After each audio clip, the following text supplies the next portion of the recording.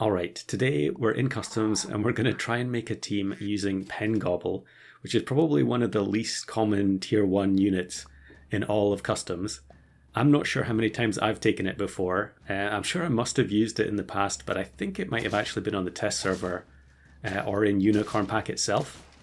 But the fact that it is a 1-3 stat line with an ability that requires mana, it's very similar to something like Pied Tamarin, which I've also been using a lot of lately, where you need an enabler on turn 1 like Alchemedes. And since I tend to make things difficult for myself, I was deliberately avoiding taking Alchemedes in the pack as well. There's no real good reason for doing that, just for my own amusement, I guess. So here I take the level up on the Cuddle Toad. Most of the time I was trying to take a level 2 on one of the 2-3 units so that I could then frog swap the stats onto the Pengobble to try and make up for the terrible base stats, but I don't think that ends up happening in this run. And we're going to try and take the Pengobble all the way to the end. In fact, I really want to have 2 of them on the team. And the team I want to construct is a Winter Spirit team. So Winter Spirit is a new tier 6. I'm not going to put the ability up on screen here because it's a very basic ability. It'll be very easy to see it working when we get to the end.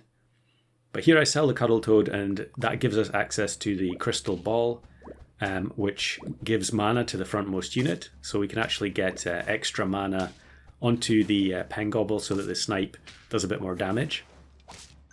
I'm not sure if it mattered there, but we end up winning.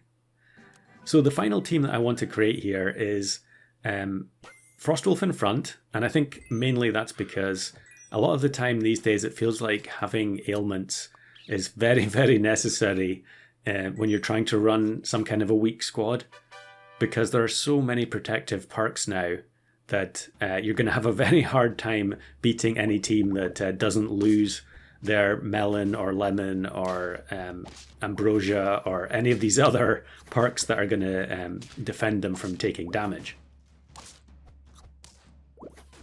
So I want to have Frostwolf at the front. It's the easiest ailment pet to gain access to, I guess. I suppose you could take Bat as well, but we're going to go for a bit of a cold theme. It is winter time now. So we're going to have all the blue units from Unicorn Pack. We're going to have Pengobble plus Frostwolf. In fact, double Pengobble, and then Winter Spirit will make up the 4th team. So it's a Queen Bee team with a bit of an ice theme, and I'm sure I'll put that in the thumbnail somehow.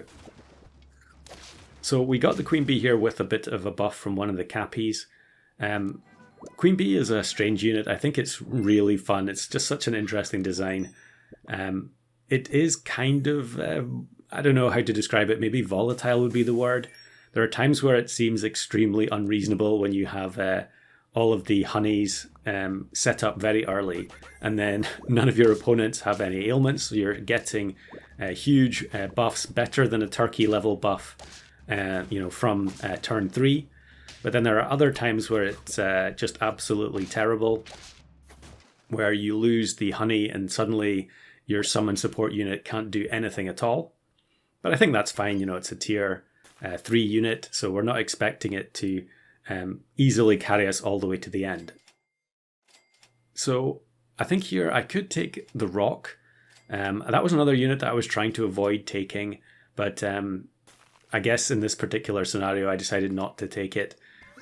Initially I didn't have it in the pack, but then it was becoming a problem that the Pengobbles were just utterly useless for many turns because I didn't have any mana generation. And having added it to the pack, I still end up turning it down there. Probably because I've already bought the Flounder, so I want to greed for the maximum amount of chocolate possible. Here we lose to the banana on the last unit.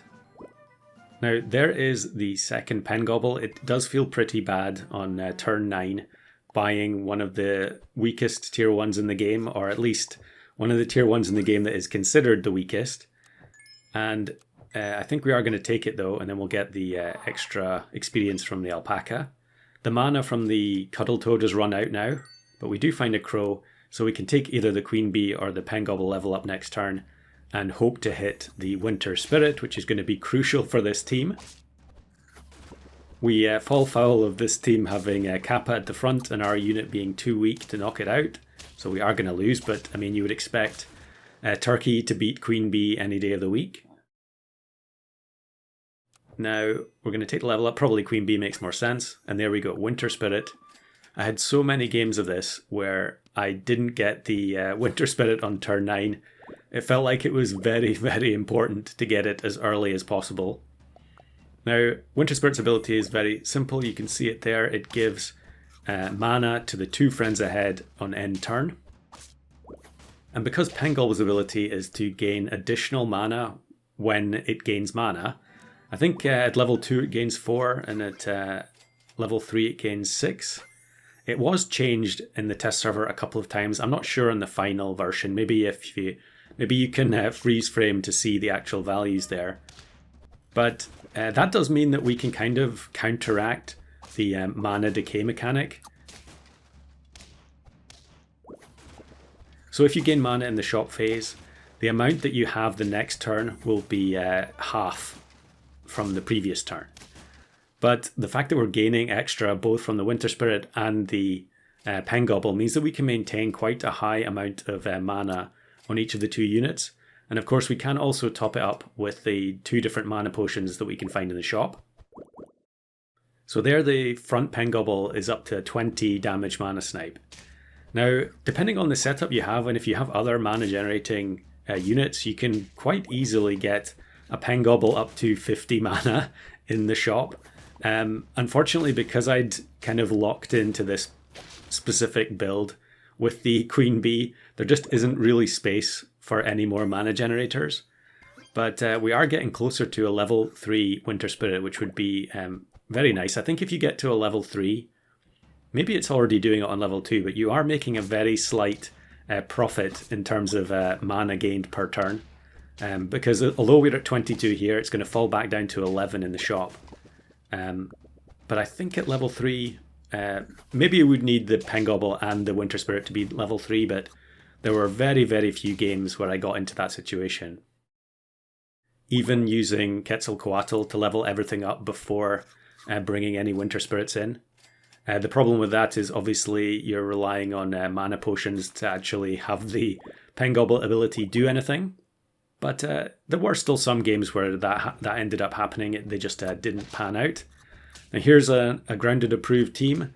I love seeing this Flycatcher with Pineapple plus Albatross, and they also have level 3 Firefly at the front.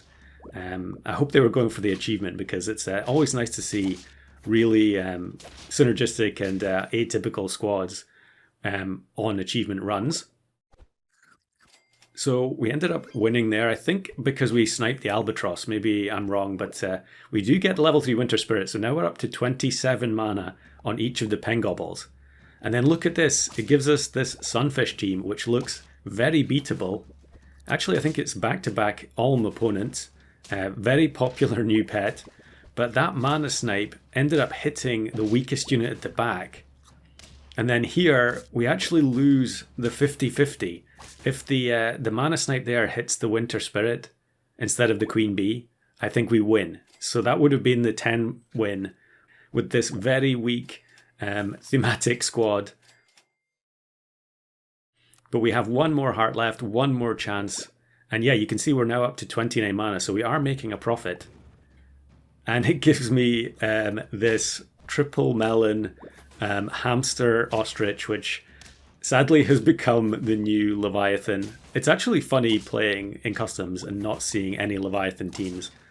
But yeah, unfortunately, a Queen Bee is not going to be good enough against a heavily scaled Pelican squad. But we do have some more runs to look at. So here's another one where we've managed to level everything up, but you can see I don't quite have the team I want because we don't have the second Pengobble. So it's turn 14 and I'm actually rolling down here looking for a base stat Pengobble. Unfortunately, the Venus Flytrap is not going to give us one. We're on 8 wins. We do have 3 hearts, so we're not in too bad shape. But I think I'm just going to end up taking Sleipnir. I don't want to move the Pengobble to the front. And you can see there it gets up to 30 mana with the double level 3. And here, I'm not sure, did the Mana Snipe matter there? It ends up summoning the Golden Retriever to the front, but I think we really wanted the the behemoth to get hit by the snipe. But I don't think it's actually going to matter. We're still going to win. It does feel pretty weird seeing these kind of teams end up actually beating strong-looking opponents. But yeah, mostly it's just RNG when that happens because this team is not good. So now we're on 9 wins. I really want the second Pengobble to complete the team. Even though it would only be a level 1, it doesn't really matter too much. But as a compromise here, I'm going to freeze the Hippocampus, which has got a completely new ability to do with gaining mana when the friend ahead faints. And it was in the pack because as kind of an alternative to some of the other units I wanted to use. But we're going to roll down here. We don't find the Pengobble. So in the end, I'm just going to settle for taking the Hippocampus. We are on 3 hearts, so we could lose and then find a Pengobble on another turn. But let's see what happens here. And it's a fairly typical looking Pack 1 squad, except they do have a level 3 Terror Bird at the back, which is another new unit that gives Peanut to a Strawberry Pet. Did they even have a Strawberry there? I'm not sure. But their team wasn't synergistic enough to beat this very unusual Ice Queen Bee squad. And we actually end up getting 2 achievements there. Both the Winter Spirit and the Pengobble. And then we've got one last bonus clip here. Once more we end up facing a Pelican squad.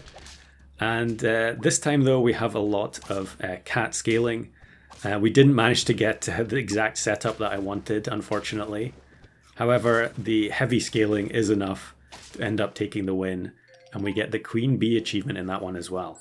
Kind of a shame we didn't have the Frostwolf in that one, but sometimes that's just the way it goes.